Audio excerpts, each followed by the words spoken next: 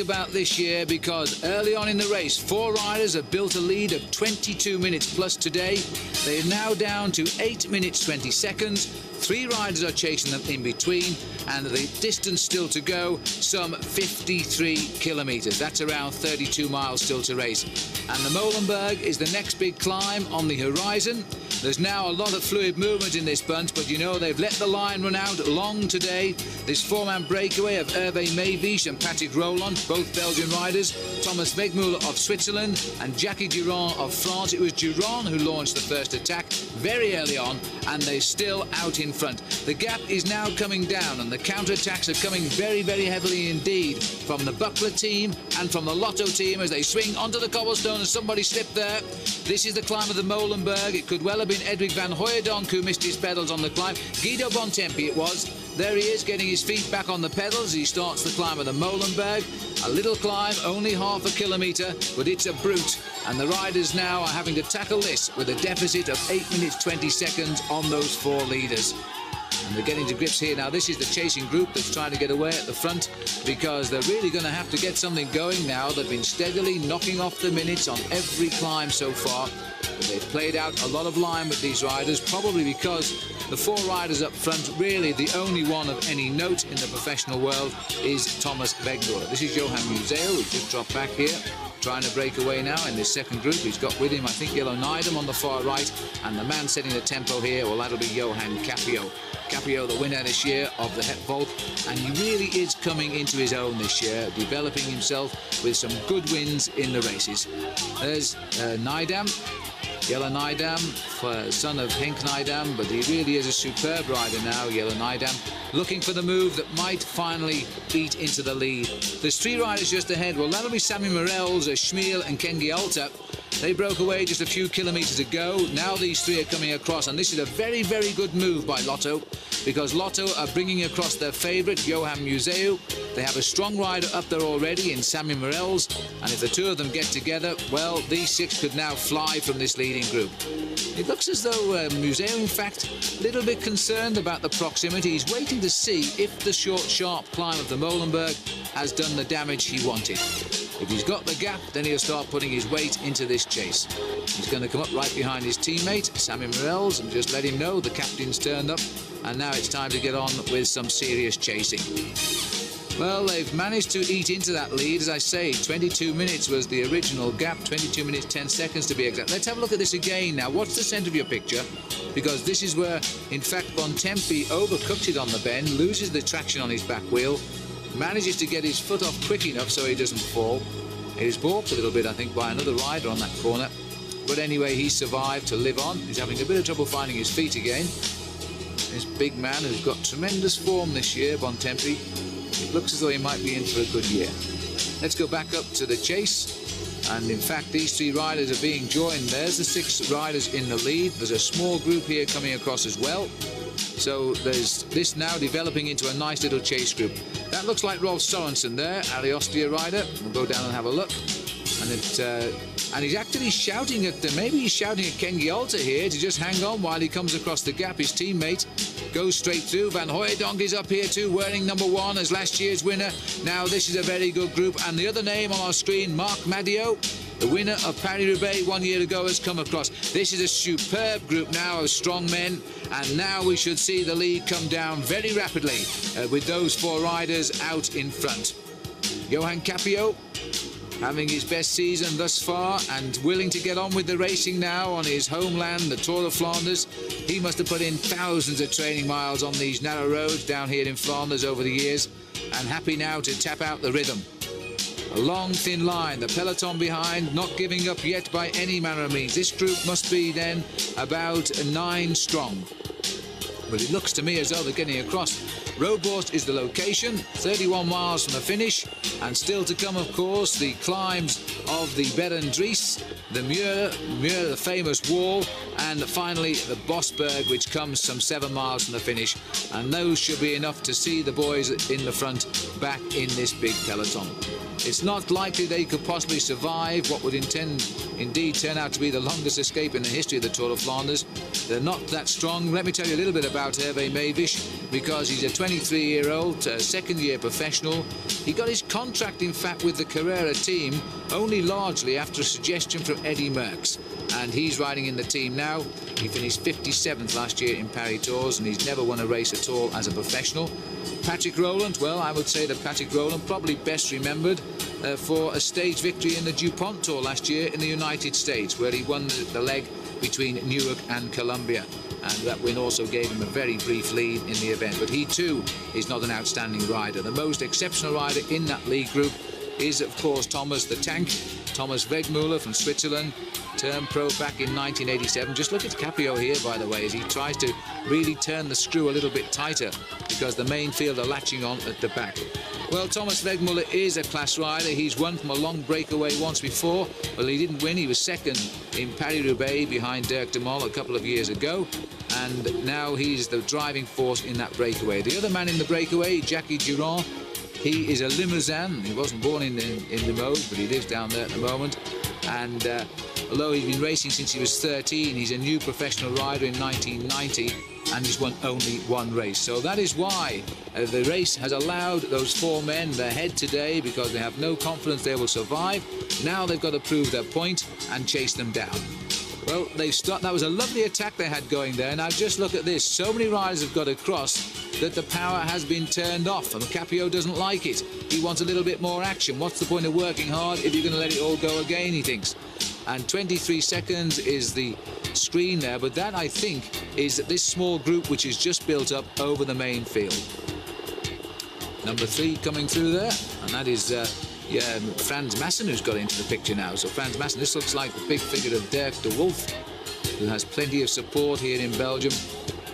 And it is indeed Dirk de Wolf. He looks as though he's about to crush his bike there, he's so strong.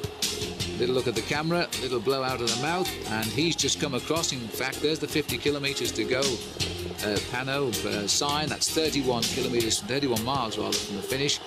And de Wolf has done a good ride to get across this gap. Although the bunch has certainly thinned, this has got to be a very big group indeed. Capio still up here. Sammy Morel's the Lotto boy, and now somebody has tried to slip away off the front. This is the only way they are going to bring back those four leaders. I'm sorry we can't show you pictures of the leaders at the moment, but the fact is that one of our helicopters bringing the pictures had a problem, and so we've lost the use of the camera up there, and which means that now we're going to have to watch, which for me anyway, and I'm sure you'll agree, is the more exciting aspect of the race, because the four riders up there are trying to survive. They're all working, as far as we know, all together, but this is where the chase is developing right behind. Burst Kouter and the Overweg, well, that's the Flemish word for a level railroad crossing, and there it is, and they're safely through that one. The narrow roads of Flanders, it's superb cycling country, and if you're interested ever in taking part in the Tour of Flanders, by the way, not, I hasten to add, as a professional rider, there is a tourist trial that covers the exact same route. It's run around September, and they get many thousands of riders coming down here just to ride the same route as the riders in the Tour of Flanders. Paardenstraat, 1,300 metres of cobbled road is the next serving on the menu, and you know that's a shame that little breakaway didn't work, but they've brought it all back together again. This is Frans Maassen now tapping out the rhythm at the front. Big Frans, who turned up with a great victory in the Amstel Gold Race last year, and he'll be there defending his title again this time through. In fact, having said all that, this is Gerrit Solleveld. They're very, very alike, but this is Solleveld now who's setting the tempo. We've got Solleveld, Van Hooijdonk, Frans Maassen, Nijdam, the kingpins behind the Buckler successes, and now trying to close down on what is really three unknowns and a very experienced long-distance specialist out in front, and that is Thomas Wegmuller. And now the riders, there's two riders down there from the Motorola team. That's a good sight. They're still looking for a very elusive victory to open up their season. Second year sponsorship by the American company, of course. And last year they made such a brilliant start, especially with Phil Anderson winning so well in the early months. But there we are. They haven't won at all this year. I suppose that's the luck of cycle racing. And they're going to have to do something about wiping out the lead of these four riders pretty soon, before they get to the Bosberg indeed. because once you're at the Bosberg, you've got 7 miles of rolling countryside and you're down at the finish in Meerbeker. 47.9 kilometers from the finish. That's around 30 miles to go. We're still waiting for the latest information on the times, but I would say now we're around about 7 minutes 10 seconds. And the chance now that these riders really must start to close down. This is Sollefeld still doing a lion's share of the turn at the front. Try and keep this. He's being tailed there by one of the TVM riders. And 39 seconds they're showing us here, but these are little splits that are happening at the front of this group as they try to go clear now of the big peloton behind. And the Motorola rider who looks in the front there, I think it's Dag Otto Lauritsen who's riding near the front. Well, that's good to see Dag back onto form as well. There's Van Hooijdonk, slipped a little way down in the blue jersey.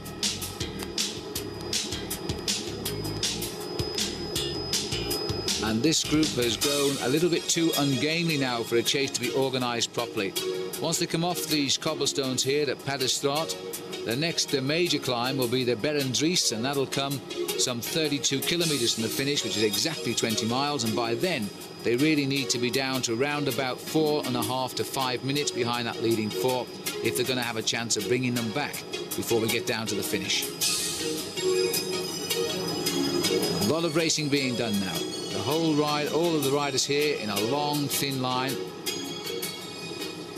And there is confirmation. There's only 3 riders left. Look, Wegmuller, Meewisch and Durand. 7 minutes. Now, it's still possible indeed. That's the sort of time check I wanted to see, 7 minutes. The rider that they've dropped, in fact, is Patrick Roland, the 29-year-old from Belgium, and the stage winner of the DuPont Tour last year at Columbia. He has been dropped from that lead group, and that will be sweet news in the ears of this chase group now, because they will now feel happy that those front 4 riders are showing signs of cracking. Because you bet your life that word will have swept down through the peloton by either the motorcyclists or somebody on the roadside, but they will know that Patrick Roland has been dropped from that lead group. 7 minutes the gap now. Heading down through Uppers Hoverstraat and on through Strijpen.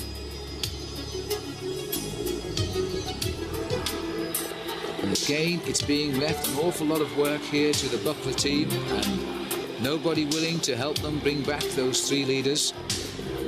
Oh, and that was a very tight piece of cornering too there by Sollefeld. He almost took out our motorbike, but he straightened himself up. Big man to bounce over the cobbles, sits right back on the saddle now as he goes on that small stretch of cobblestone, searches for the gear with which he feels a little bit comfortable. Well, I wouldn't think that those people can survive now, because they really have got themselves a superb rhythm going here, but they could do with a little bit more assistance at the front. 1,700 metres of cobblestones here for Sollefeld, and he's the first man in the best position to plot the course. And in fact, news reaching us that Greg LeMond has had a little bit of trouble, and he's crashed but not seriously, and it sounds as though he may well have retired from the race. So that's rather sad for the Z team and for Greg, who still searches to find his early season form. One has that sneaking feeling that he's come to the European circuit this year in rather good condition. Time will tell the answer to that as Sollefeld continues to bash out the tempo. A tattoo there on his left arm, which I've never noticed before, I must say. Pulling this race into a long straight line. I'm surprised that nobody's trying here to get up alongside him and give him a hand, because they know now that this leading group of only 3 riders inside 7 minutes. With every turn of the pedals, the seconds are knocking off.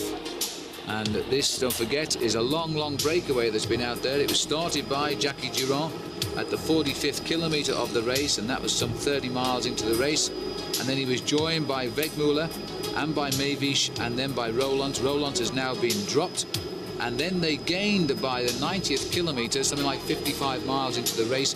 They had an enormous lead of over 22 minutes. And since then, they've been losing ground. The question is, can they survive? And I think you get good odds at the moment to say that they will not.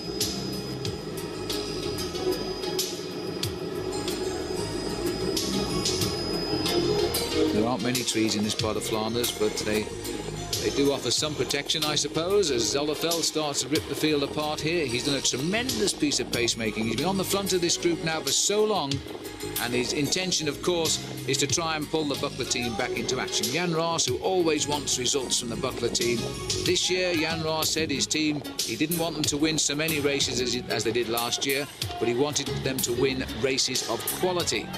Well, this would go down as the sort of race that Jan would like to see them win, because, of course, the Tour of Flanders, as it is here, the second round in the World Cup competition, the Paris-Roubaix still to come, and the winner of Milan-San Remo, leader of the World Cup, is Sean Kelly.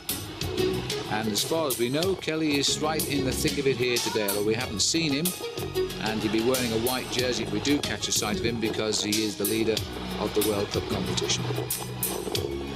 And this is the one race, of course, that Kelly has always wanted to win. It's the one classic that the Irishman has never had a chance. Well, I say never had a chance in, because that really is wrong. He really should have won this race in 1986 when he was beaten in the sprint by Adrie van der Poel, and Sean Kelly totally misjudged it. Kelly should have been the winner that year, and that was the first of 2 second places. His next one coming behind his friend Claude Quillion in 1987. Now that says there remain 3 hills and 2 stretches of cobblestone still to come in this year's Tour of Flanders.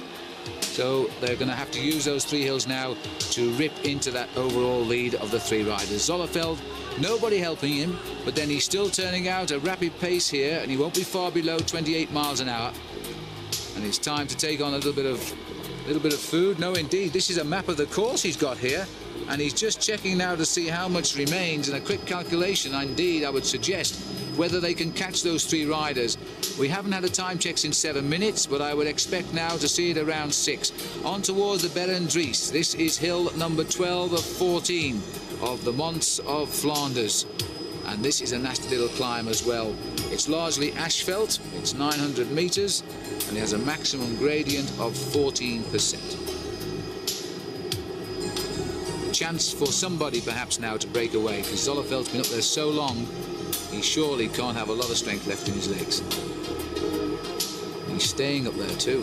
He's continuing as they start the climb of the Berendries shortly.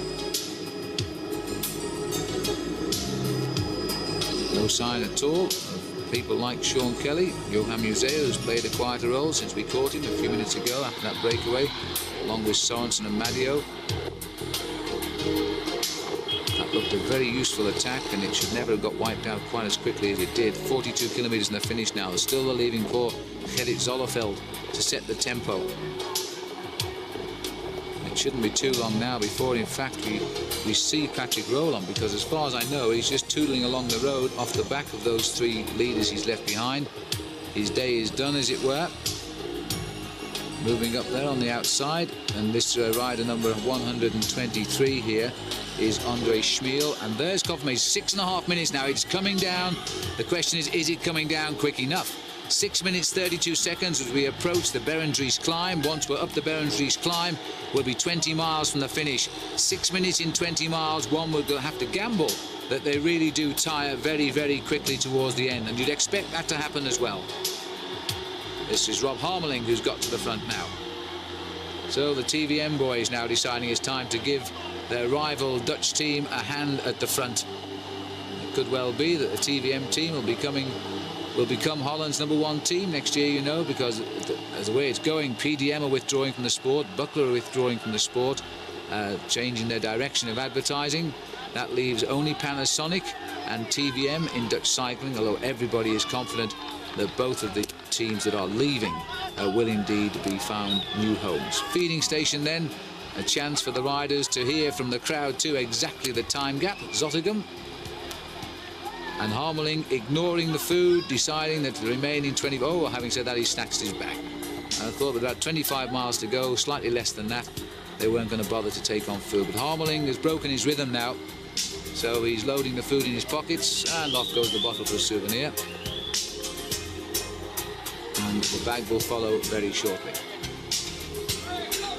So Harmeling, TVM setting the pace. They're going to be together again at the front. The gap is now down to inside 7 minutes. And the next time check we'll get will probably be on the Berendries. It has turned out to be a remarkable race. it's a pity we can't just see the face of Thomas the Tank at the front at the moment, because I'm quite sure he's gritting his teeth and he's thinking that it might be possible now. He's been an exponent of the long breakaway ever since he turned professional, and he really can find the strength to survive enormous distances out in the lead. Well, just dropping down the side of our picture there, it looked to me as though it might well have been Patrick Rowland who's passed through. It was indeed Patrick Rowland, so they've wiped him out. He's completely blown to the world. I'm not too sure he knew the main field came past him there at a breakaway that's lasted about 180 kilometres, 190 kilometres for him. He's now been back in the field. Unlikely he'll reach the finish, I would think. But Patrick Rowland, they know now for sure there are only 3 men out there. And there's the squat sprinter figure of Johan Capio. And Capio continues to really threaten to have a terrific season this year. He's had a marvellous start to the season. He got off with a great win in Het Volk. He's also had a superb win in the Flèche Brabançon. And 6:15, 6 minutes 15, it's coming down. And Wegmuller, Meewisch and Giron survive now by only 6 minutes 15 seconds of the original 22 plus. And that is the sort of time check that they need. It's got to be down to 5 minutes over the top of the Berendries, I would think. Considering the speed that this race has been going, it says an awful lot for that breakaway, you know, up front. They must have really found the rhythm, despite the distance that they have ridden today. And a breakaway going here. Yes, the skibby sitting at the front, deciding if anybody's going to come and give him a hand to chase down somebody who slipped away from the front of this group. We're now through Zottegem, and there's a counter-attack coming from the Ariostia rider. We'll see who it is when he flashes by. And just have a look. This looks like it might be Rob Harmeling, who's still out in front here, having a go. And indeed it is. So he's riding very, very strongly. Just dangling off the front, hoping he can tempt away 1 or 2 big names to start a working group that might well pull back those 3 leaders quickly. Still more than 6 minutes as we make the approach now towards the Berendries. Big Dutchman, outstanding amateur rider. Looks a little bit too big for the hills of Flanders, doesn't he? But we'll see. And he's got a little group coming up towards him here. A little group, it's the whole peloton have just latched on. A long, thin line of riders. Again, they've picked up the leader, and the power has turned off that little bit. When you've got these riders out front, continuing to tap out the message, they're going to become very, very concerned about this breakaway now. They should be very concerned about it. And the team car coming through, and that in fact is the team car of one of the riders in the lead, Jackie Giron's team car, that is. And he's gone up now to tell Giron that I would think that there's a real chance that breakaway will stay away. Because Giron's gone through and Carrera's going through as well, and that's for Hervé Meewisch. And they must be quite surprised that Meewisch, who's never done anything in the world of cycling, is now up there in this breakaway, and they're going up to tell him to keep going. Again, the power has been turned off in this chase group. Well, perhaps Eddie Merckx, the great cyclist he was, has seen something in Meewisch that nobody else has seen, because it was only because Eddie actually asked Carrera a favour. They took him on board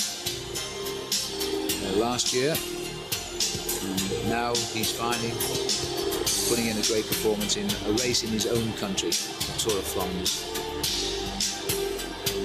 And again, peloton leaving the work to 1 man. Rob Harmeling through on the inside here. It is Thierry Gouvenou settling in now, a new pro last year.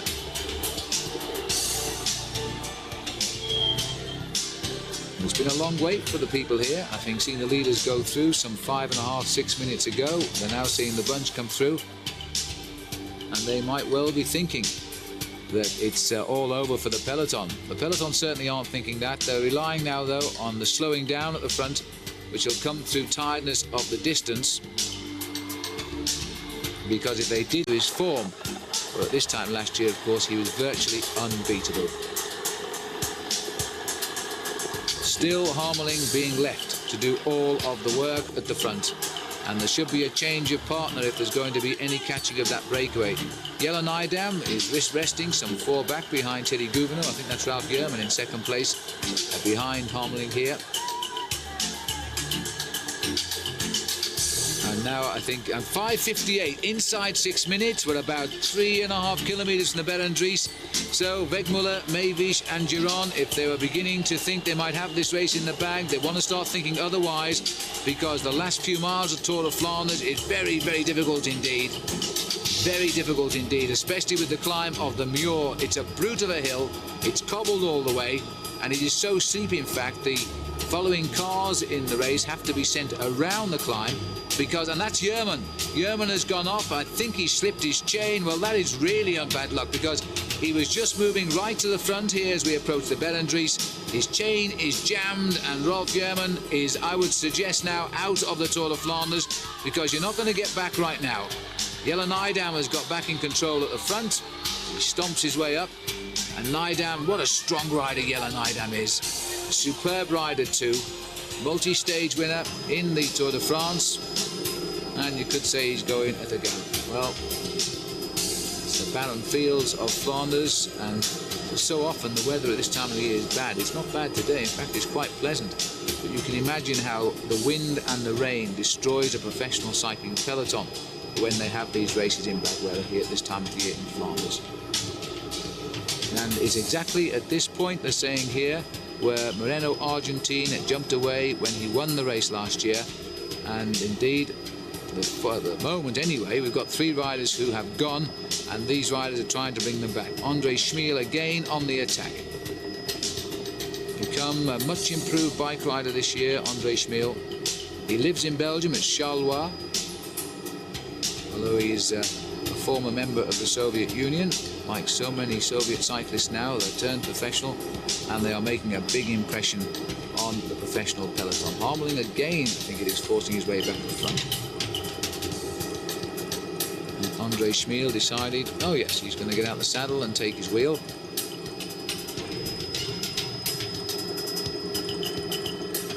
Well, they must now be eating into the lead of those 3 riders, because they have never eased off for the last couple of kilometres. There's been good, solid attacking riding now being delivered by the domestiques of the big teams, and including Nijdam also putting in a lot of weight behind the chase.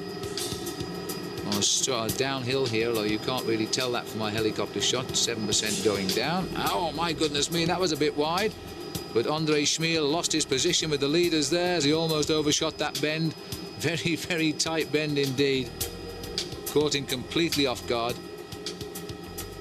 And the field now having to race. They're probably doing something like 60 or 70 kilometres an hour down this hill.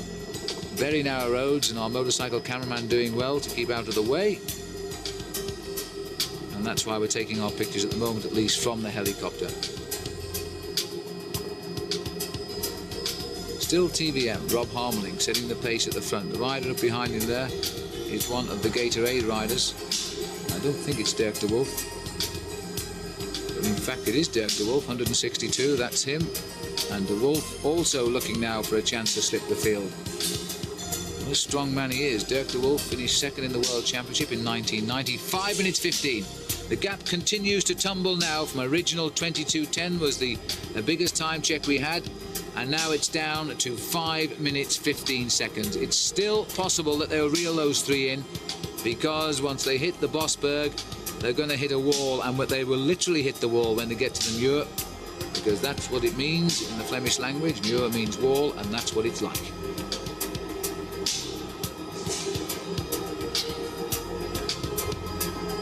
Well, this pressure has been on now, I would suggest, for the last 45 minutes. They've hardly slowed down.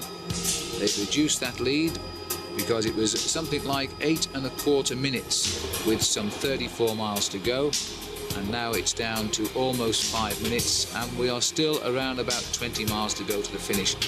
So it is very possible indeed that they will wipe this lead out somewhere around the Bosberg.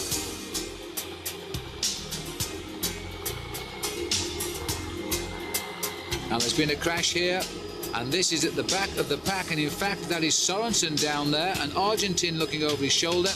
Argentine hesitating there not to race back, and Argentine waiting to see if Rolf Sorensen is going to get back on his bike. Now that brings back memories of a year ago when Sorensen in Liège-Bastogne-Liège did so much to help Argentine win Liège-Bastogne-Liège, both riders being in that league group. And it's almost as if Argentine didn't want to leave the side there of Rolf Sorensen, and he's come back, and look at this. Now, who would have thought that? Moreno Argentine has given his bike to Rolf Sorensen. It's a smaller bike, by the way, as you can see by the way he sat down there. But Sorensen is taking it, and that's an indication to me, in fact, that Argentine is not enjoying his Tour de Flanders today. He's assessed that Sorensen has a better chance of victory. He's given him his bike, but Rolf will not be happy on that bike. It's a couple of centimetres too small, and every time he sits down, I would think his legs crack. But that is a fine gesture by Moreno Argentine, a rider who's won 6 races this year. And there's the fall in the centre of the peloton. And it looked to me as though it was Sorensen who touched the wheel and went down. And the 1 or 2 riders have been delayed by the crash. And 1 or 2 more appear to have fallen off as well. What it has done, though, is split the field completely right in the middle. And it might well be that that field will stay split now. Telecom rider there, straightening his handlebars. But the important thing is that Sorensen has received the bike there from his team captain Moreno Argentine, and that might be a little favour returned. Let's go back up to the action now, which is still coming thick and fast, and the attacks are still being launched here now because they're trying desperately to eat into the lead of some 5 minutes and 15 seconds. This is Schmiel again at the top, heading up now towards the Berendries climb, a 14% maximum gradient, almost a kilometre in length. And it is a short, sharp and very nasty little climb, but they'll take it very quickly. Andre Schmiel there. And sitting on the wheel is Stephen Hodge, the Australian rider who's come so good these last 2 years, developed to become one of the strong men of the Once team, where he rides alongside Marino Lajareta, who's riding his last season this year, and we'll all be sorry to see him go. What a marvellous rider he is, the Spanish rider. And he only won 1 stage in the Tour de France, and when he won that, he didn't realise he'd won it because he thought there were riders in front of him. So Stephen Hodge feeling very frisky now on the Berendries, Schmiel marking him nicely.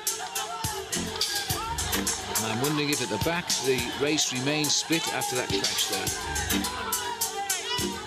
But Stephen has gambled on holding that gear and that rhythm all the way to the top, and I think the legs just cracked. And he's now having a problem to keep turning that gear up right over the top. He's looking over his shoulder. It wouldn't surprise me very shortly he goes down there and drops it down a gear. But he's coming over the top and keeping it going nicely out of the saddle. But everybody has marked Hodge. And there goes the gear change.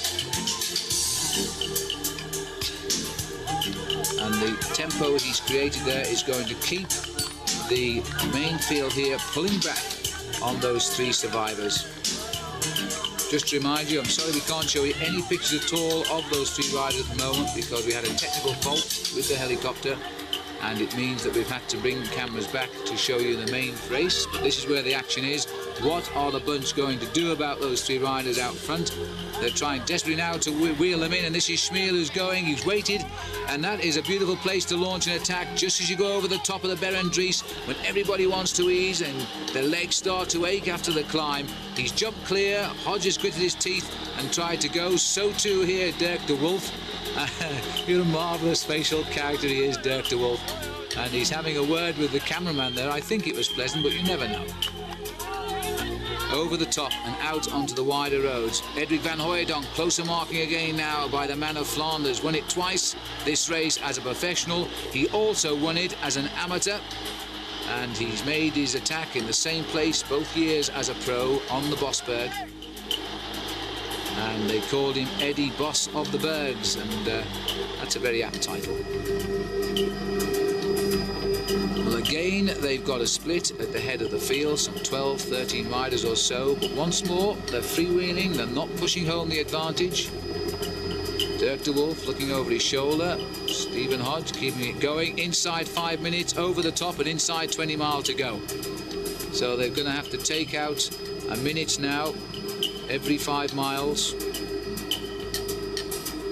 or every 4 miles, isn't it, if they're going to catch them before the line, and that should be possible. But whatever happens to those riders out front, the 3 of them, you have to admit that they have really taken this race apart, and they've thrown in a few frighteners to this main field. The field made a mistake. It's not unusual to get riders attacking early on and claiming big leads, but Really, you don't allow people like Thomas Wegmuller to get the best part of 23 minutes on an attack from the gun. They're having to work so hard now to bring him in, and there's no real unity in this chase, and that's the problem. There are still 2 climbs to come. That's a nasty bend round the island in the centre, because the teams are not working together, because each team doesn't want to take up the other team's sprinter, and I think that might work to the advantage, you know, of those 3 riders. The Buckler team again come to the fore with 3 riders here. That looks like Frans Maassen who's got to the front. Van Hooijdonk is here, Zolleveld. And Dirk de Wolf trying to get onto the lead group as well in those black tights. Schmiel never far away from the action. He's tried an attack. He's getting his breath back, about 4 or 5 men down. It looks to me as though Gert-Jan Teunis has also come up. He's in about 3rd place now in the TVM colours. There's Dirk de Wolf, and there is Gert-Jan Teunis. And I think he'll be a force to be reckoned with once again in this year's Tour de France, but right now he's thinking of a good performance here in the Tour of Flanders. 4 minutes 30, it's coming down fast now. 4 minutes 30, Wegmuller, Meewies and Durand. And the riders will also be receiving these checkpoints, but not the same time as us, I would suspect. And at 4.5 minutes now, and still they've got the big climb of the Muur to come, and then, of course, the final climb of the Bosberg. And it should end on the Bosberg. Dirk de Wolf deciding to keep the rhythm going by launching himself off the front. Well, de Wolf, it's nice to see him coming back to such good form. He seems to have enjoyed his change to the Italian team, Gatorade. There's his ranking in the world of cycling, 51st on the professional cycling list of ranked riders, of which there are nearly 1,000, by the way. And Dirk de Wolf, of course, got many of those points when he finished 2nd in the World Championship behind his then teammate Rudy Dans.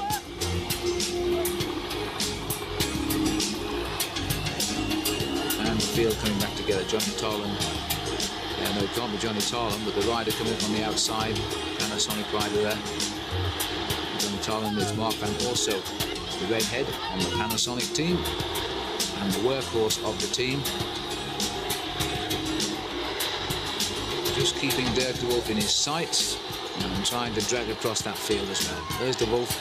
If he gets clear, then he'll be gone. A very strong rider indeed, Dirk de Wolf. I first remember him in 1982 when he came over to Britain as an amateur. And I think he brought his whole fan club with him, and he dominated in the Sea-Link International 5-day race. Went home the winner, and then turned professional. And everybody felt he was destined to be a great star. Well, he hasn't actually lived up to that. But nonetheless, Dirk de Wolf this year has come out with the best form I've seen him for a while. And of course, he finished 2nd in the World Championship as well, so let's hope he can do something this season. At the moment he dangles off the front. He's finding it quite painful as well. His idea is here really, I would think, to hope that 1 or 2 riders will come and join him and give him a hand for something like 18 miles still to race. We're just over 4 minutes behind the leaders. They're very tired, they're coming down, but the riders know here that they must, when they get into Geroldsbergen, they'll be on the Muur de Grammont, and once they climb that climb, they must be within 2 minutes, I would say, to really hit them hard on the Bosberg and then take care of them before the finish at Meerbeke. That's the theory. Now, what will happen in the practice? De Wolf, I think, is well aware of the danger now of this breakaway. There's no doubt the Buckler team are. They've worked very hard to try and catch these leaders, but without success so far. And De Wolf is still holding on to his lead. And the lady there recognised the Belgian, even if he was in the Italian racing strip of Gatorade. It looks like Guido Bontempi coming across. Indeed, it is. He makes the pedalling look so easy. He just sits there. It's almost like he's in an armchair, isn't it? And punches the pedals, those beautiful big legs of his. Stage winner in the Tour of Italy and the Tour de France, and the winner of Gent-Wevelgem a few years ago, 9 years ago, I think it is, to be precise.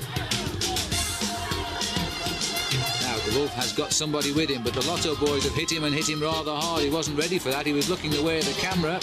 He has an eye for the camera, Dirk de Wolf, and the riders came up on his right. And now they're trying to rip off from Hodge again, trying to get onto terms. Stephen Hodge working very hard. And this rider here, number 96, is Mark Madio, the winner of Paris-Roubaix last year. Madio saved something for the end, but he's not got the wheels of the two who's gone through. And they've gone through very, very quickly. This looks like the style of Yellow Nidam. Nidam trying to get across now. This is a very strong move indeed. Madio is gritting his teeth. He's slipped it up a gear, and it looks like he might well get on the wheel of Yellow Nidam. Nidam is here, but remember that there's two riders gone ahead, and we'll try and get up there and have a look who they are. And they're trying to assess whether they should allow these two chasers on. Well, they're worth it because, of course, they're both extremely strong. It looks like there's an Ariosto, a Panasonic rider coming across the gap as well. Could well be Sorensen. And this is Johan Museo that's got to clear the front.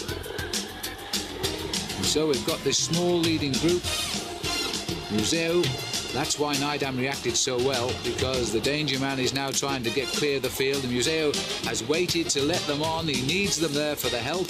And the one Ariosto rider who has jumped on the back there is Rolf Goltz, the winner earlier this year of the Tour of the Mediterranean. Another man who's known victory on the stage of the Tour de France. And it's down to 3 minutes 40. This is the schedule now for the capture of these three. It's all going according to plan, but they've made it a very, very hard day out. They've had to chase so hard to reduce that gap of over 22 minutes. The field is clawing its way back. What a terrific finish it is going to be to the Tour de Flanders. Just look how this field claws its way back. Van Hooijdonk in second place here. Edwig Van Hooijdonk, who really does feel the Tour de Flanders is his. He's won it twice as a pro, once as an amateur. And despite the fact that he's got Yellow Nidam in that chase group, he's joined the train in the chase down of the leaders. But you may note he wasn't working in fact. So Van Hooijdonk in second place in the chase line as they keep on coming towards those three leaders. There's slightly more than three, but it looks to me as though they've got them all. They've wiped them out with that reaction. So they've caught them. And a general regrouping of... It's certainly that big bunch has come down a little bit in size now. So there we have Rolf Goltz looking over his shoulder and seeing the tall figure of Edwig Van Hooijdonk. And the race now is settling down again into a sort of... Well, it is a united chase now, which is rather special. And we've got, what's his name, Turneyset is also there. And there's Max Sciandri taking time out on the right of our picture. And, you know, you really should play poker, Gert-Jan Turneyset, because he looks so casual. You never know how he is feeling at all. Never shows the pain of the day. Van Hooijdonk, always at the front, and again looked over the right of his shoulder. The attack's gone on his left side. Now we're heading to the vicious climb of the Muur. We are still 9 kilometers away. It's still a long way to go, isn't it, to the Muur? And again, more attacks being ripped off the front here by Johan Museo. He's anxious now to get things going. A feeling that this breakaway is there for the taking, but if we don't take it soon, we're not going to catch it at all. And Museo putting in a lot of violent attacks here to try and get this field either split up or in a concentrated effort to catch the three leaders. Van Hooijdonk has got up to this front group. Stephen Hodge been very active these last 20 kilometres or so, 12 miles. And Rob Harmeling also had an excellent last hour and a half in this Tour de Flanders, always near the front. Just over 15 miles to go. Parijka, Hodge back at the front. Riding with a great deal of confidence, this young man. He won the Mazda Tour in Australia towards the end of last season. And he's having a great season this year as well. And I think that he could really develop now. And there's news coming from the front that Mayvish has been dropped by the leaders. Mayvish, and this is also an attack going here from Dag Otto Lauritsen. And Lauritsen launches an attack for the Motorola team as the news reaches us that Hervé Mayvish has been dropped by the two leaders in the front. So they're down to two men. Van Hooijdonk now getting inspired by that. He's going after Dag Otto Lauritsen and chasing both of them there, the Panasonic rider Rudy Darnans, and Museo goes again. So the Belgian sprinter won't take it lying down. He goes too, and he's being chased there by Mark Madio, who equally has used this race, I'm sure, as a test bed today for his form for the upcoming Paris-Roubaix, because Madio won that race last year. He will defend his title in just a week's time. And this really is Frans Maassen this time, coming through. So they're down to 2 at the front now. Thomas the Tank, that's Wegmuller, and Jackie Giron, and another crash on the bend here. Lauritsen has gone down, and Dag Otto Museo is down as well. That's Museo getting his bike out of the mess. So Dag Otto Lauritsen, Museo is gone. I think it's Ballerini as well who's with them. So there's 2 riders gone down. The man left behind, Dag Otto Lauritsen. Well, my goodness me, memories of the 1990 World Championship must come flooding back here, because Lauritsen fell then, went on with a real chance of becoming the world champion when he collided with Dirk de Wolf. But de Wolf won't take the blame for that one, because he was nowhere near Dag when he fell. We'll try and have a look at that again in slow motion if we can, but at the moment, let's go back up to the... Oh, there we are. And so let's have a look exactly what happened. It comes on this left-hand bend, a little bit of confusion. It's further back from the motorbike, right down towards the middle, so watching the centre as they make the corner now. And there they go. It looked to me as though, in fact, Dag Otto did collide with the rider in white, and I'm sure that is Franco Ballerini. And the 2 of them fell off, taking with them Johan Museo, which is a little bit of a surprise. You don't see Museo on the ground very often. Right, well, let's get back up to the leaders. This is Teixeira. Well, the leaders of the main field, that is, of course, because we're still a few minutes away from the head of this Tour of Flanders, which is turning out to be a superb race. But all the racing being done now here by the chase group. Maassen and Teixeira have got clear of the field, these 2 superb Dutch riders. Frans Maassen now feeling its chance to unleash the turbo in those legs, and Teixeira will be just the man to go along with him. So, Frans Maassen, winner of the Amstel Gold Race last year, and the controversial Gert-Jan Teixeira, and he's now tucked in nicely into Maassen's wheel. And if anybody can come through, it's these 2. They've got the Muur still to come at Gerardsbergen. That cobbled brute of a climb with its gradient of 1 in 4. And they don't let the cars follow the riders up there because it's so steep. They can't afford a car to stall. They send the cars all around the outside of the climb. They meet the race again as it comes over the top. And we're now inside 15 miles from the finish. Well, the Muur comes towards the end. It's the second to last climb of the day, and it comes at exactly 10 miles to go. Now, the 2 strong riders here, excellent move, but they will not let them go. Again, we've got an Ariostoia rider coming across. It wouldn't surprise me if it's Rolf Goltz, because the rest of the Ariostoia team seem to have had all sorts of trouble today. In fact, Argentine has apparently fallen again and is almost certainly out of the race. Sorensen we've never seen since he changed bikes, and I would think he was very unhappy with that bike change. Now, don't adjust your picture because you think we've gone out of focus. In fact, what we're seeing now is the exhaust of the helicopter, which is giving us something of a heat haze on the picture. Now, this is Goltz. It is indeed Goltz coming across the gap and flying across the gap. Now, you need sunglasses to look at Rolf Goltz with shoes like that, don't you? Onto the tail then of Frans Maassen. This is a very workmanlike group now as they come over. 3 riders in the lead here, and Rolf Goltz, the German, superb rider, and again a man who's had a good start to the season when he won the Tour of the Mediterranean in such fine style indeed. And Teixeira assessing the situation behind. And big Frans Maassen, what a nice rider he is. Absolutely soaked in talent. And a winner last year, well-deserved winner of the Amstel Gold Race, where he beat Maurizio Fondriest. And it looks even as though Teixeira's feeling a bit frisky now, because they have a real gap here now, a real chance of getting this group together, and Goltz did well to read it. He flew across that gap, and young Rolf Goltz has linked himself up here with a Dutch Express. Teixeira, his face still not giving anything away.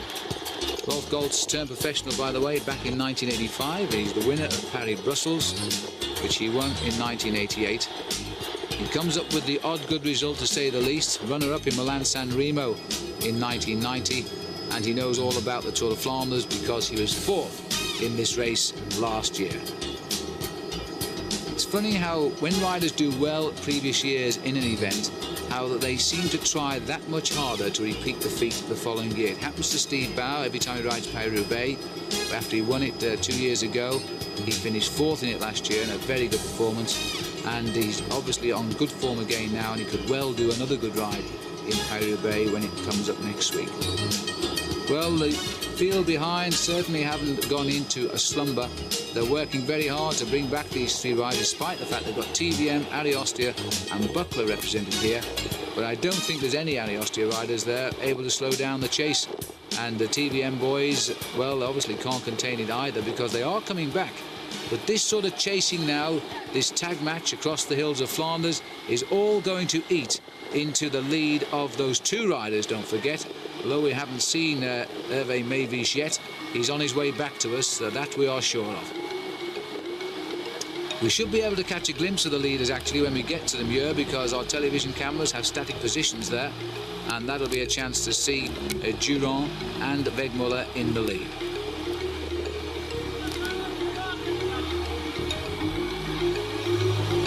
So Goltz continues to ride with great determination. Frans Maassen. And there is Gert-Jan Teunissen, fourth in the Tour de France back in 1989. Since then, that long period of suspension of 18 months for the alleged usage of dope, which he still denies to this very day. Well, there's no better way to give your answer than to do a good ride right now. He's in the breakaway. This is the latest time check. 3 minutes 15 seconds back to these three riders. And the man in between, almost a minute back of the leaders now, is Hervé Mevish. We'll see him, I would think, by the time we get to Gerardsbergen on the wall. But they're going to have to be within a minute by the time that they get to the Bosberg if they're going to have a chance of catching those two leaders now. Wegmuller is a really strong man. Although we can't show you pictures yet of the breakaway because of our technical problems with that helicopter, Wegmuller has undoubtedly been the strength of that breakaway. He's been doing all of the pacemaking. There's Goltz, 6th in Paris-Nice this year, as well as his win in the Tour of the Mediterranean. And that's Johan Museo and Franco Ballerini here. They must have just jumped away from the field. They're trying to get up to those three leaders. 17.9 kilometres to go, about 11 miles from the finish. Heading up now towards the Muir. Oh, in fact, no, they're coming back from that crash that we saw a few minutes ago. That's been a long chase for Museo and Ballerini. They're just about to get onto the tail, and it's going to hurt, because they're going to get onto the tail of the main field here at a time when they're about to face up to the climb of the Muir. That's a teammate, possibly Sammy Morels, who's dropped back there to pace his teammate. No, it's one of the MG, but no, it is Sammy Morels who's picked up Museo and Ballerini and is giving them a leg back into the bunch, and that's saved a little bit of pain for Museo. He'd be grateful for that. And now the chance to see the leaders for the first time, and here they are on the climb of the Muir de Grammont, and look who's in the lead, the Muir de Gerardsbergen, and look who's in the lead now. It's still indeed Thomas Wegmuller and Jackie Durand, the two sole survivors of a breakaway that started at the 45th kilometre, the 28th mile of the Tour de Flanders, and we're now running down towards the last 10 miles of the day. A tremendous feat by any standards. They should have been back in the bunch at least an hour ago, and they are surviving, and it looks as though Thomas is starting now to step on the pedals and break the spirit of the young Frenchman, but he's digging in and he's hanging on, because this is a terribly steep climb. It's 1 in 3.5 to 1 in 4 at its steepest. And there, Thomas Wegmuller is the first to go through and over the top. Durand has suffered but survived as he goes over the top there, right on the wheel of Wegmuller. This is the chase group now, who's coming in towards Gerardsbergen itself before they start the climb up the hill. Now, they've got to get away. We're looking for a time check of no more than 2.5 minutes by the top of that climb, and then it will still be possible as they run down towards the last climb of the day, the Bosberg. News reaching us too, by the way, that the troubles for the Motorola team continue this season, because Frankie Andreu and Phil Anderson have both had punctures, and we've already seen the elimination of Dag Otto Lauritsen from the front here because of that crash. Onto the climb now, and the Panasonics packing the front. Mark van Orso is up here, Rudy Darnans too, and going up through in the middle there, we've got Vyacheslav Yekimov. Right on the near side of the camera, number 1, last year's winner, Edwig van Hooijdonk. He was thinking of victory here 1 year ago too. Sammy Morels dances his way up behind. Morels training for the Bastogne-Liège Classic, where he might feature more, although he's not featuring too badly in the Tour of Flanders right now. This is the sad sight of Hervé Mevish, the other Belgian rider who's been out in front all day. He's over a minute now behind the two leaders who've gone through, and he must not be too far ahead of the main leaders of the pack. Oh, and is this hurting? Cramp in the left thigh, that's for sure. And Madeira now, his day is well spent. Onto the Muir, the Panasonics have got the head of the field, so they're looking for a planned attack here as they start the climb. And Van Hooijdonk is the rider who's also planning to try and go clear on the Muir. No further time checks at the moment. As you can see now, Madeira in very definite trouble. That will leave only 2 survivors of this breakaway. Van Hooijdonk is tapping out the rhythm at the front of the race. And I must say, for a long, tall, thin man, he climbs these small hills so strongly. He's sitting in the saddle there and he's working away. He's got Fondriest, I think it is. Yes, it is indeed Fondriest sitting on his wheel and feeling the pain too. Van Hooijdonk immensely strong. He slipped it up a gear as well. As Fondriest goes past him, Van Hooijdonk grabs his wheel. Rudy Darlens comes up and leads the field. So Johan Museo behind him. These 2 riders going clear now. This is a good move. This could be where Van Hooijdonk, last year's winner, gets off the front. And he's trailing at the wheel of Maurizio Fondriest, the former world champion. He will be a superb ally with him on the final chase down to those 2 leaders. If he can get away from the pack now, he's having a job holding on to Fondriest, but they've opened up a tremendous gap. Darlens himself is in fact trying to slow down the reaction, if you can slow down the reaction, on the wall here. And a little bit further down, then you can see how hard it is for the mere mortals in this leading group, because I must say Fondriest made it look rather easy along with Van Hooijdonk. The rest are having to struggle up the climb as best they can. There's poor Rob Harmeling on the left. He works so hard at the front for the best part of half an hour. Now paying the price, he hangs on to the back of the field on the climb of the Muir de Gerardsbergen. So Harmeling, his job done as a domestique, now has to get to the finish as best he can. Meanwhile, let's go back up to the... I think these will be the chasers of Maurizio Fondriest and Edric Van Hooijdonk. Van Hooijdonk still having a problem holding on to the back wheel there of the Italian. Fondriest second to Frans Maassen in the Amstel Gold Race last year. That's still to come this season, of course. And we'll close the Spring Classic season in the World Cup. But we're a little away from that yet. This is only round 2 in the World Cup. Sean Kelly the leader.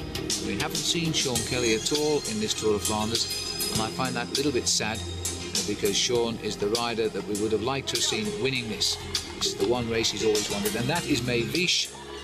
And I'm not sure he knows now even which day it is, because he's in a terrible state, and these 2 riders won't even afford him a second glance now as they go through on him. Maurizio Fondriest is leading, and Madeira looks over his shoulder, and look at this, he's found the strength to go again. Well, hats off to Hervé Madeira, because he knows the quality of these 2 riders who've picked him up now. At 15 kilometres to go, we could do with a time check right now, and I bet the 2 chasers could as well, because this is the second group on the road of 3 riders, and last year's winner Van Hooijdonk has now slipped into top gear. He's waited for his moment, and in the end it's had to come on the Muir de Gerardsbergen, because everywhere else he's tried, the field has marked him. He did well to grab the wheel of Fondriest, and Fondriest is a super ally to have right now. I don't know how long Madeira can possibly hang on to these 2, but he won't be asked to contribute to the breakaway, that's for sure. A long gap, I would say probably 20 seconds maybe, to the rest of the remainder of the 192 riders who set out this morning with high hopes of winning the Tour of Flanders.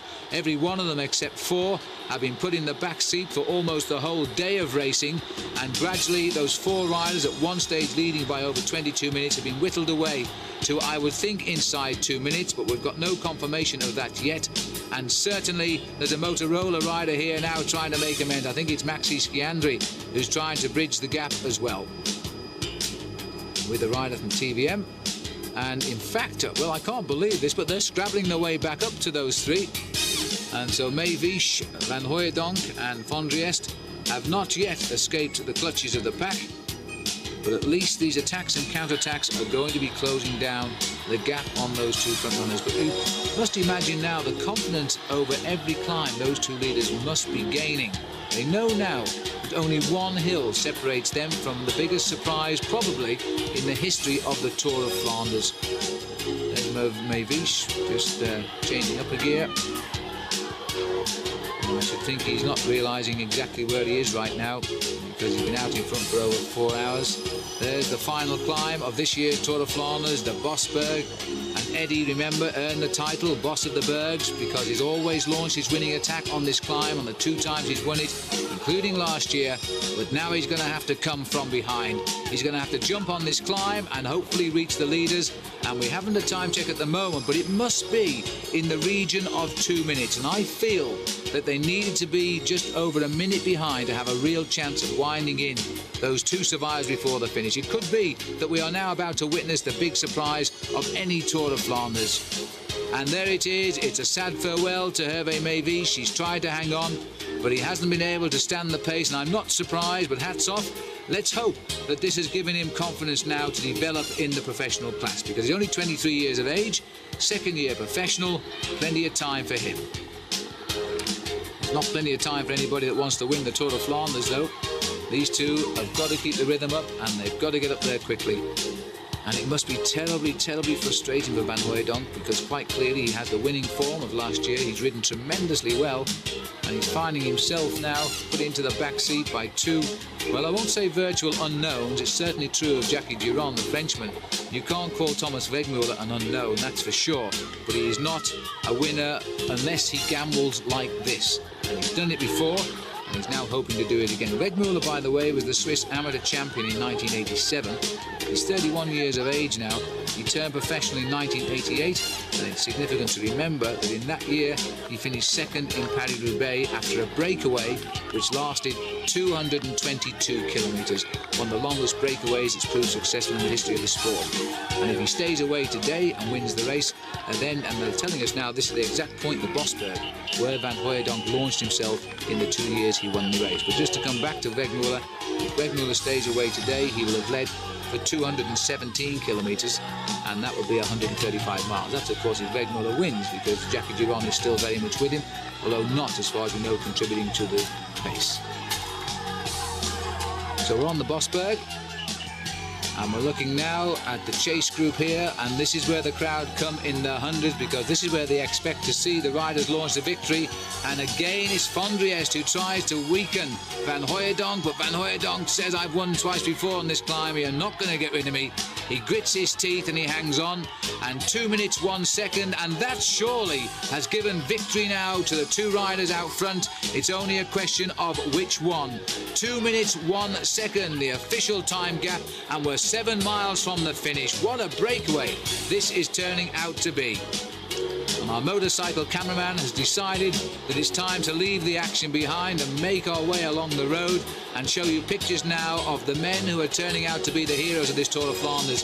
So you see, nobody, just nobody here watching this race or riding in it believed that this breakaway had any possibility of succeeding in the Tour de Flanders. And that was why, quite rightly so, the director, when he lost the camera, chose to bring his cameras back to the chase group to show you the action and how the break was caught by the chase. And now, well, we're all having to eat our words, because the camera has been told to leave the chase and go and show us pictures of the men who are going to fight out the result of this year's Tour de Flanders. Quite extraordinary. It's the wonderful thing about cycle racing, and it'll give a lot of heart to people to come out and try this stunt again. And an early break, you see, can succeed. There's no question now that they will, and you can see the sort of gap, because we're following live time here across the gap from the chasers of Van Hooijdonk and Maurizio Fondriest, and we're very shortly going to pick up from the helicopter the 2 leaders of Thomas Wegmuller and Jackie Giron. The Castorama team, well, the French, by the way, I think you go back to Forestier as the last French winner of Paris-Roubaix, and that was 36 years ago. And that is a big gap, but the French are flying high this year. They've won 16 races, 16 major races this year, and so they've made their best start for, I think, 5 years in the professional cycling. And look at this, we've gone back all right, but Wegmuller wasn't in the lead. He's been dropped. Thomas Wegmuller, the maker of this breakaway really, and the man who's kept it out front for so long, Jackie Giron, and I don't know where he went, but I suspect coming over the top of the Bosberg, because that's the last springboard, and Jackie Giron has gone. and he's put his head down, and this is going to really be the biggest surprise of the Tour of Flanders, and French cycling isn't going to believe this either, because Jackie Giron, and you can never ever call this man a lucky winner, he has survived the day. He started the breakaway after 28 miles. Wegmuller read the move and joined him, has done most of the work in the breakaway, and now he's paying the price of that impetuosity because Giron has taken his chance. And this is a superb move by Jackie Giron. He was once in the same club back in Rennes, which is in the north of France, as Marc Madio, the winner of Paris-Roubaix on 2 occasions, including last year. And he moved since then down to the Limousin region, and he was obviously seen as a man of talent because Cyril Guimard, who's trained more Tour de France winners than anybody else, including, by the way, Greg LeMond, Cyril Guimard actually must have seen something special in Giron to sign him up for the Castorama team. He's gone now. I wonder at what stage of this race he realised he had a chance of winning it, because he decided to go for home just 6.5 miles from the finish. The gap is now 10 seconds, and the chase is at 150. They're still closing in. They are still closing in, but they won't come back in something like 4.5, 5 miles from the line. That's not possible now.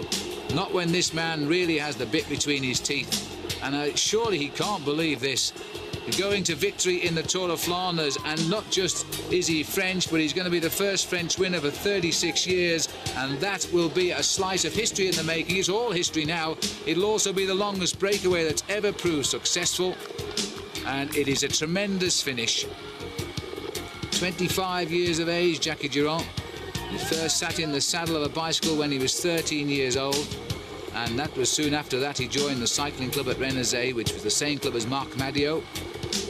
He's not been an outstanding amateur rider, a very solid amateur rider, that's for sure. I think he won the Paris-Alençon Amateur Classic, and he also was a member of the French Championship team when they won the 100 kilometres team time trial national championship. That's going back a couple of years, 1988 in fact. But he's been a pro since 1990, and until this day, and he hasn't won it yet, but until this day he's only won one bike race as a professional, the Grand Prix d'Ischberg, and he won that towards the end of last season. 7k from the finish, but he's going to win it now, barring the horrible thought of a flat, in which case Thomas Wegmuller will be through and past him in a flash. There's nothing now going to stop Jackie Giron from winning the Tour of Flanders and carrying with it the French Revolution, because it'll be the 17th big victory for France in major races this year. And what about Thomas Wegmuller, the classic man who loves the long breakaways? There's his finishing positions or his standings in the FICP over the years. His best, the highest he attained, was 24th in 1990. He's currently ranked 37th in the world, just over 400 ranking points, and that's about 360 or 370 more than the man who's now in front of him. And there he is, Jackie Giron. The long, lonely road of Flanders, and every corner now is unwinding this route down to the finish of the Tour of Flanders, and Jackie Giron of France must know now he's cycling to one of the biggest welcomes he'll ever know, no matter how much more he does as a professional cyclist, because he's going to win the Tour of Flanders, and because the French never succeed in the Tour of Flanders, then that's going to make it even sweeter. You've got to feel sorry a little bit for the man. There's Eddy Merckx, in fact, driving the car, and he's winning it in the manner of Eddy Merckx indeed. This is the way Eddy Merckx won his big tours, on his own. Nobody could touch him, and I don't think even Eddy won from such a long breakaway. In fact, I'm certain he did not. He was a very strong rider, and he'd often win by 5 minutes, but his attack didn't come quite as early as this young man's attack came today. Some 28 minutes out, and now just a shade over 3 miles from the finish. It's all over now, bar the pleasure of the flowers and the glory, and my goodness me, tonight the French journalists will have a field day, because they may have expected a French win, but they would never have expected it to come from this quarter. And in fact, Cyril Guimard, the manager of Jackie Giron, sent his assistant team manager to follow the race today. And remember, this is a World Cup event, so that's how much Cyril Guimard felt, I would say, he had of a victory in Flanders today. In fact, Cyril Guimard is over at the Grand Prix de Rennes, where he has a young team riding over there. And that's over in Brittany, in France. And now we're just across the border of France here in Flanders, and a Frenchman riding to victory. Marvellous result, and a fabulous piece of riding by Jackie Giron. He's still riding so strongly, you'd hardly feel he'd been out so long. But this is a tremendous ride. And this is where his experience as a team time trialist is coming in. Now he's free of everybody. He's ridden the longest four-man team time trial of his life, and gradually he's seen the other two drop off, and finally he attacked Wegmuller and got rid of him. And now all that remains is the last 3 or 4 kilometres down to the finishing line. As they turn for home, it's a slight uphill finish. It would have probably have favoured Thomas Wegmuller in the sprint, and he didn't leave it to the sprint. And so Jackie Giron now has no fears of that short climb up to the finish. Still, we understand Van Hooijdonk and indeed Fondries, they are still together. The gap is coming down. They are less than a minute behind as far as we can understand, but they're not going to pick up either Wegmuller now, but they'll be very close on Wegmuller. There's the gap now, 24 seconds, Giron to Wegmuller. And in fact, the other two are not very far behind Wegmuller, but let's have a look through the captions here and just see. There is Thomas the Tank, and he is absolutely blown now. He's hanging on in there, but nobody should take away his second place today. He's earned it so much. As we look further down the road, there's enough gap. That's enough. They must be just in the trees there, or the houses rather, because they are close, but that gap is enough now to assure Wegmuller of second place. He richly deserves that. And Giron, well, he didn't do as much work as Wegmuller in the straightaway, but he read the race exactly right, and he didn't panic, and he waited till the Bosberg to finally go to victory. A long, straight road of a man reaching out now for a piece of history in the Tour of Flanders. Riding down the centre, probably counting the white stripes as they pass under his wheel. Anything now just to take his mind off the pain that must be in his body. He's just looking over the cars behind just to make sure that nobody is sneaking up on him, because it's happened before. I remember when Stephen Roach should have won Liège-Bastogne-Liège, when he was battling it out with Claude Coquillon. They spent so much time looking at each other. Out of the cars came Moreno Argentin. He didn't look at either of them, and he won Liège-Bastogne-Liège. Latest time checkers gone through. They're not going to make any difference now. These time checks have been coming on television screens for the last 5.5 hours, and they should have been taken notice of a long time ago, because Jackie Giron now has sprung the surprise of the Tour of Flanders. And when we look back through the season of cycling, it might well be the big surprise of 1992. Thomas Wegmuller, the lonely figure now of Wegmuller. He's won 4 times already this year, a couple of small open races in Switzerland as well, and in Spain. But this is the one he would have loved to have won and traded all 4 other wins in for. But it's not to be, because he's gone back. He's lost the wheel of Giron, and Giron now is riding with absolute tower of strength. He's like a man possessed. 22 seconds, so it's being held by Wegmuller, but only just. There's still cause for concern, because Giron can't afford to make any mistake. Wegmuller will be back on him. And the commissaires rightly have formed a void between these two riders, so there's nobody in the gap apart from our television camera, who's riding alongside the side here of Jackie, to make this pursuit absolutely fair and square of 2 men that have shaped the Tour of Flanders from the 45th kilometre. They're now coming towards the end of the race. When he gets there, he'll have been in the lead for 217 kilometres. That's 135 miles. And that'll put his name in the history books, not just as the winner, but as the man to have won the race with the longest escape.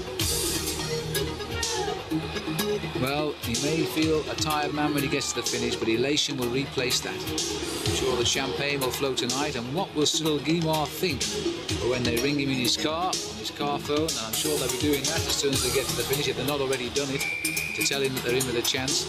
He's going away from Wegmuller now, 35 seconds. Oh, that's better, we can see where we're going now. 35 seconds to go. They're at the lead, rather, and just a handful of kilometres from the finish. So Guimard, who's over at the Grand Prix de Rennes, it wouldn't surprise me if they've got an open line to his car right now, describing it blow by blow. There's the main field, and they're well beaten. The 2 riders are just in front, will be Van Hooijdonk and Fondries, so they're not really going far away, are they, from that chase group? They could still get wiped out in the sprint. And then we're going further along the road, looking for Thomas Wegmuller, and Wegmuller himself is still well away. That's what we wanted to see. Thomas Wegmuller still well clear. There he is. He's riding on the hard shoulder of the road, though, and looking like a very tired man indeed. So it could well be, you know, that Wegmuller will not survive here. but let's hope that's not the case. It's certainly going to be okay for Jackie Durand. Just over 1 mile to go. In fact, almost exactly 1 mile from the finish for Durand. Heading now through the streets. There's a kilometre kite here in Ninova, and out to the finish up on the little rise at Meerbaker. And it'll be another Tour of Flanders over, but this one will be remembered for a long, long time to come. And the French will not believe it. They're winning the Tour of Flanders with a young man who's only been a professional since 1990. He's only ever won one race in his life, but he's benefiting now certainly from the couple of years of advice he's had from Cyril Guimard and the much more experienced men on his team. They knew how strong he was. To them, I don't think it'll be such a big surprise, because they know he's strong and he's been given the chance to win from a long way out. Whoops, we just missed that one. As he turns up now to the finish, the banner is as far as the eye can see, the end of the road. And what a long road it's been for Jackie Durand. 217 kilometres, in fact, out in the lead. And he's still crouched in the winner's style at the same time, punching the air as well. Jackie Durand can take one final look over his shoulders. This is going to be the greatest moment of his cycling career, the longest breakaway in the history of the Tour of Flanders. And now, after Jean Forestier can rest in peace now, because another French winner after 36 years has won the Tour of Flanders. And what a great result, really, because this breakaway deserves success, but the main field really should be shot, because they allowed this breakaway to escape far too far ahead, and race they did, as we saw over this last hour of racing. They completely misjudged the strength of this young man. 23 years of age, and he's entitled to cry right now. First shots that count. And let's hope we see the sight of Thomas Wegmuller crossing the line, because he's been very much a part of the success today of France. And here he is, he survived, and we're all happy about that. The final 100 metres. So just like he was second in Paris-Roubaix in 1988, he's now going to have to be content with second place here in the Tour of Flanders after a very similar breakaway that lasted so long. He has a right to punch the air. Second place for him, and I think he'll be very, very pleased with that, although tomorrow morning he might have wished it was indeed first place. And that was the sort of gap that they escaped by, because the lead motorcyclist is round the bend, but the gap is enough. There's Wegmuller as he comes in, and I think he's looking for Jackie Durand, because there's Jackie on the right of our picture. Here's the sprint now for third place. Van Driest and Van Hooijdonk both looking over the shoulder, because you don't want to start this sprint too early. It is uphill. 250 metres is far too far to lead out. And now there's somebody coming up from the back of the field there. And so Van Driest is going to have to start the sprint, and he's going to have his hands full with Van Hooijdonk. Van Hooijdonk should be the stronger sprinter now. He's come from the advantageous position of the back. But Van Driest is giving a very good run for his money indeed. Van Driest is gone. No, Van Hooijdonk takes third place. Van Driest is in fourth place, certainly in the same time. They're all a little way behind. This is the chase now from the back group as they come up towards the line. Dirk de Wolf there taking on the sprint too. Masson is alongside him. It's Masson who will take the line in fifth place, and I think Nijdam gets sixth. Madio will be seventh, and it's Jesper Skibby up there in eighth place. And the race really did split over the Bosberg, and this is the Ariostia team bringing over the next group in the Tour of Flanders, all of them beaten by a young Frenchman today who will go down in the history books as the great winner of the Tour of Flanders. A dream come true for young Jackie Durand, and I'm not surprised it all smiles. Tonight the night, the champagne will flow. I think everybody here is still stunned by the result today. Did you notice the faces on the riders as they crossed the line? There was one of frustration on the face of Edwig van Hooijdonk. You know, even after 100 years...